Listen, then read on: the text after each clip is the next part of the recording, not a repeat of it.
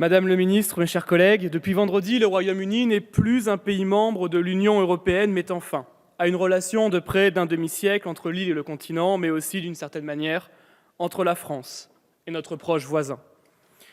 De la boue d'Hastings à la pluie d'Azincourt, en passant par les champs de bataille des Flandres, de la Somme, de Dunkerque, où nous combattions cette fois côte à côte, sans oublier ni les perches de Twickenham, ni les milliers de pages de magazines en papier glacé feuilleté, des liens indéfectibles nous unissent avec le Royaume-Uni. Si notre entente reste cordiale, force est de constater aussi qu'aujourd'hui, nous sommes moins certains de notre futur commun. Cette incertitude est particulièrement vraie en ce qui concerne la pêche, et plus particulièrement l'accès de nos marins-pêcheurs aux eaux britanniques pour y pratiquer leur activité. Déjà, les marins-pêcheurs normands se sont vus refuser l'accès aux eaux de l'île anglo-normande de Guernesey depuis ce week-end, les autorités locales arguant du fait qu'un accord particulier régit la pêche pour l'île. Cette situation ne doit en aucun cas se reproduire à l'échelle de l'ensemble de notre pays. L'accès aux eaux britanniques est vital pour nos marins-pêcheurs, en particulier pour ceux de Calais et de l'ensemble de la Côte d'Opale qui réalisent 70% de leurs captures dans les eaux territoriales britanniques. Madame le ministre, vous devez entendre ce cri d'alarme des pêcheurs de la Côte d'Opale, de leurs familles, de toute une industrie.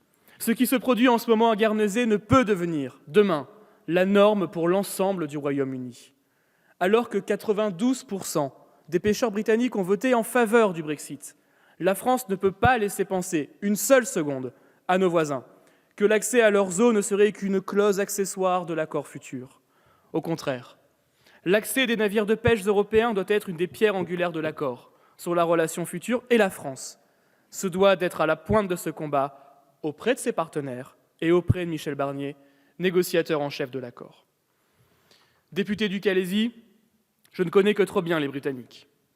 Bercé par l'histoire des bourgeois de Calais, vivant au quotidien l'échec de l'accord migratoire entre nos deux pays, je vous le garantis. Avec les Britanniques, il ne peut exister qu'une seule et unique méthode de négociation, le rapport de force. Le message doit être clair, le message doit être simple, le message doit être fort.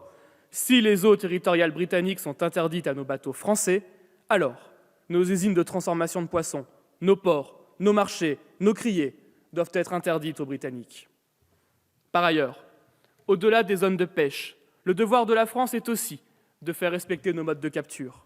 Le départ des Britanniques ne peut en aucune manière signifier le retour dans les eaux européennes, mais aussi dans les eaux britanniques, de techniques barbares, destructrices de fonds marins, exterminatrices de stocks de poissons, comme la pêche électrique. L'avenir des marins-pêcheurs français repose en grande partie entre vos mains et dépend clairement, concrètement, de l'accord futur négocié entre le Royaume-Uni et l'Union européenne. Madame le ministre, vous devez écouter nos territoires. Ne sacrifiez pas nos marins-pêcheurs, comme vous avez, avec le gouvernement auquel vous appartenez, sacrifié nos agriculteurs.